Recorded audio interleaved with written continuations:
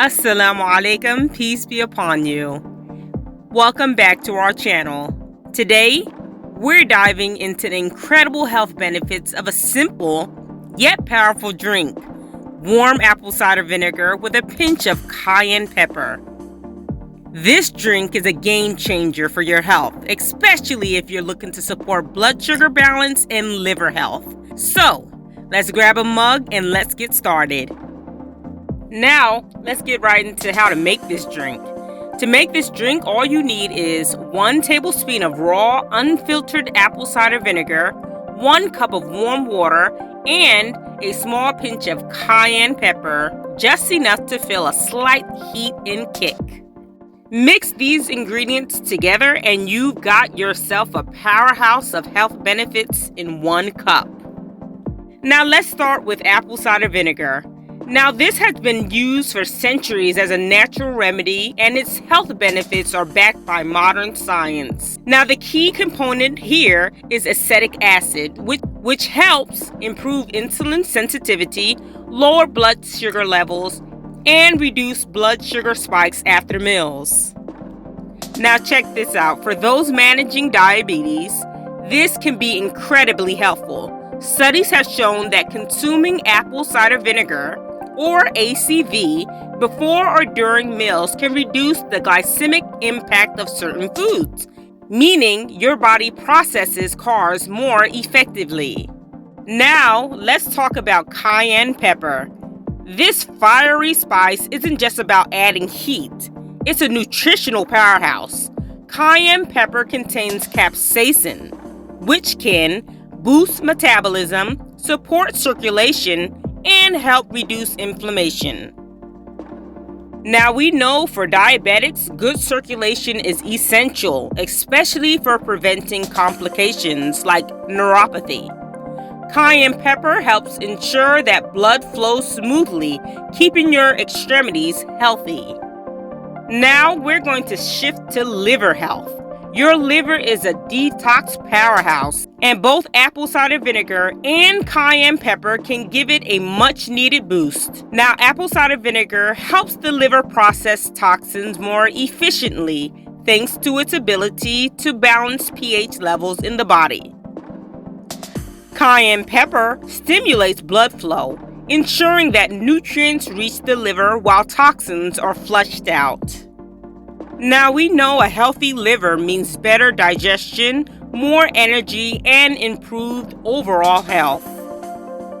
Now, this drink isn't just about managing diabetes or supporting your liver. It's also great for digestion, weight management, and boosting immunity. The warm water ties it all together, soothing your stomach and helping your body absorb the nutrients. Now, here are a few tips to get the most out of this drink.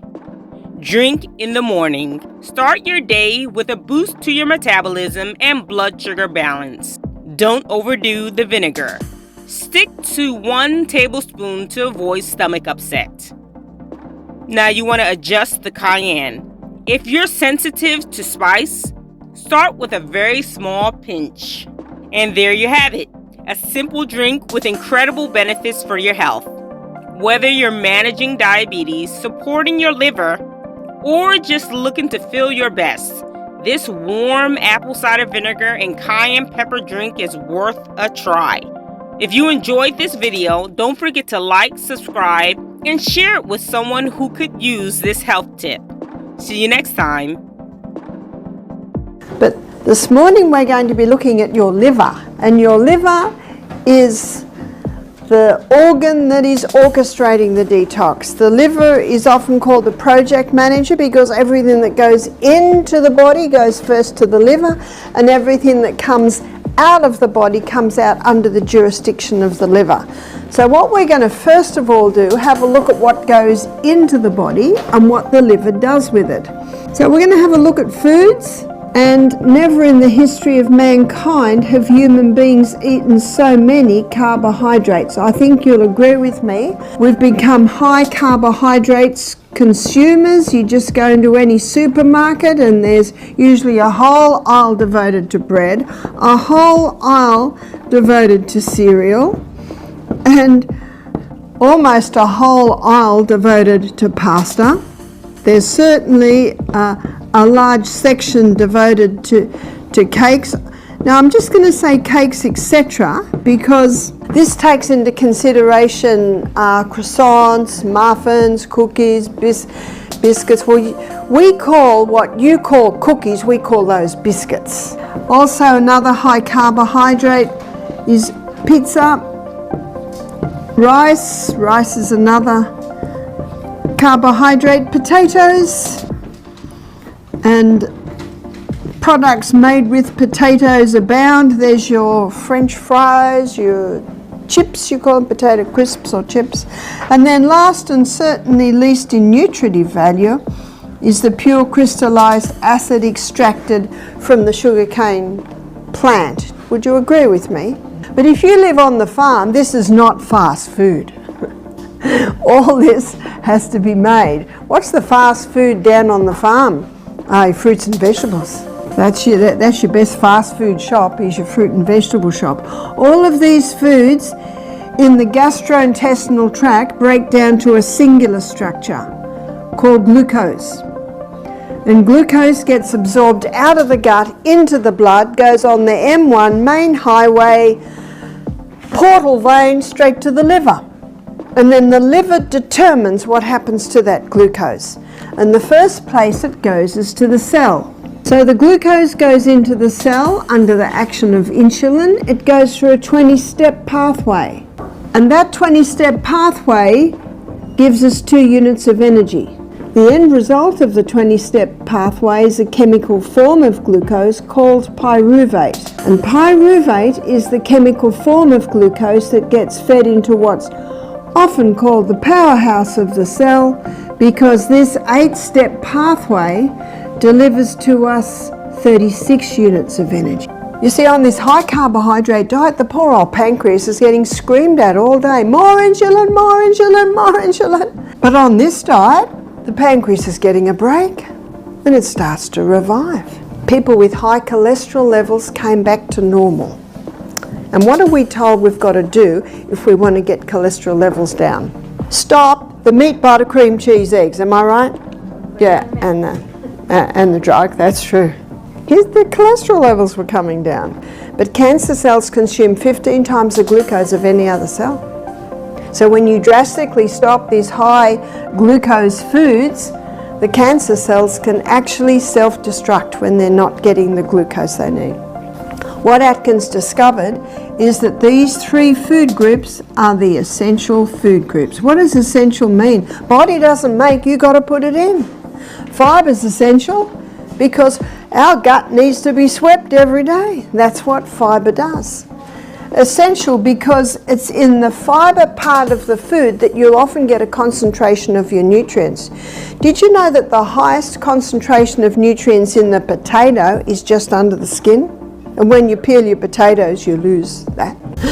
Whereas dandelion, lion is the king of the jungle, and I think dandelion is the king of the herbs in the garden, because dandelion is a bitter herb. If you were to bite it and eat it, it's very, very bitter. And you've heard the old saying, sweet to the mouth, bitter to the stomach. Sweet to the mouth, bitter to the stomach. Think of that with sugar. Sugar is sweet to the mouth but very bitter to the stomach. Whereas your bitter herbs like dandelion, they're bitter to the mouth but very sweet to the stomach, because it's the bitter herbs that stimulate the liver to release its digestive enzymes, and also the bitterness causes the stomach to release its digestive enzymes too. Dandelion is the liver herb. Your liver is a recoverable organ. It's the only organ in the body that has the ability to regrow or recover. That's why they can do a liver transplant on just a little bit of liver, and the liver will regrow. And I'm so glad that God made the liver a recoverable organ, because some of the things that people are doing to their body, in ignorance, mostly granted, if we didn't have a recoverable organ, some of us wouldn't even live past our 20s. But God, in his great wisdom and mercy, made the liver to be a recoverable organ. And these herbs help stimulate the liver to regrow and to recover. Cancer cannot get a hold on the body if the liver's working in optimum performance. Now, how can we eat this? How can we eat the dandelion? Well, there's a recipe in Europe. A friend of mine went through Europe traveling for a while, and she stayed at some of her relatives because she is German descent. And she said that they make this wonderful hot potato salad. They cook the potatoes and then they chop them up hot into hunks, and then they chop up heaps of dandelion, and then they put lots of olive oil, crushed garlic and salt. Just imagine that. Doesn't that sound yum? Now those smooth, blandish potatoes covered with the delicious olive oil that makes anything taste nice, and that also calms down the garlic, and it also calms down the bitterness of the dandelion. So every mouthful you eat is mostly potato with that lovely oil on it, and salt, and a little garlic, and a little bit of dandelion. It's actually delicious. It sort of balances out to a delicious hot potato salad. Now this lady suffered from iron problems. She said, I had no iron challenges when I was in Europe. She said, I think it's because I was eating the hot potato dandelion salad every day. Now what you can also do, you can buy the dandelion root that's been roasted. So that's like a dandelion coffee. And you can buy a delicious drink in the health food called chai dandelion. A lot of people will drink chai tea, but the tea of course has the tannin and the caffeines in it. But chai dandelion is a delicious drink. A lot of people don't like herb teas because they say they're tasteless and bland. Not chai dandelion. Chai dandelion is a delicious drink, and it has a whole lot of herbs and spices with it to give it that beautiful flavour. So you can have the fresh dandelions scattered through your salads, or you can make your hot potato salad with lots of dandelion in it, the leaves, or you can buy the dandelion root roasted and have that as a hot drink. And you might be surprised to see that the first alkaline food I'm putting up here is the humble lemon, and you might say, no, the lemon's acid. It is. And it's acid where it should be. There's only one part in the body that should be acid. You know where that is? Stomach. It must be acid. If someone says, I've got a very acid stomach, I say, praise God. Because if you don't have an acid stomach, you can't break your proteins down. How do you know it's acid? Well, it's sore. Well, you shouldn't feel it. I can't feel it. It means you haven't got a thick mucosa lining on the stomach. No, the lemon is acid where it should be. That's why you'll find that most of our salad dressings have lemon in them. But when it is broken down in the gut and the minerals are dispersed and absorbed into the blood and thus to the tissues, it has an alkaline effect, because the lemon is high in the alkaline minerals, which is sodium and potassium, calcium, magnesium and iron. These are the alkaline minerals, and the lemon is high in the alkaline minerals. Don't you love the lemon? Every home should have a lemon tree, and if you're in a unit, you can have a lemon tree in a pot on your veranda. And one liver herb that many people don't realise it is the lemon. So a great drink in the morning. Remember, you wake up, have your water, have another bit of water, and then when you come near the kitchen, have the kettle boiled and put juice of a lemon in some water with a little bit of boiling water on top, and have a warm lemon drink. Fantastic liver tonic early in the morning. Also, the lemon is an internal alkalizer, so that will do a few things too. If you enjoyed this video, don't forget to like, subscribe, and share it with someone who could use this health tip. See you next time.